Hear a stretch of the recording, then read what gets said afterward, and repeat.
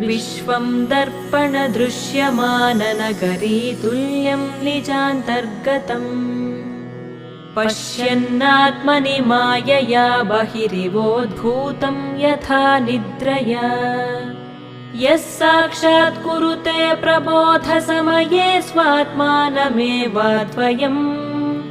तस्मै श्रीगुरुमूर्तये नमः इदं श्रीदक्षिणामूर्तये तस्मै श्रीगुरुमूर्तये नमः इदं श्रीदक्षिणामूर्तये बीजस्यान्तरिवाङ्कुरो जगदिदं प्राङ्निर्विकल्पं पुनः मायाकल्पितदेशकालकलना वैचित्र्यचित्रीकृतम् मायावीव विजृम्भयत्यपि महायोगी वयस्वेच्छया तस्मै श्रीगुरु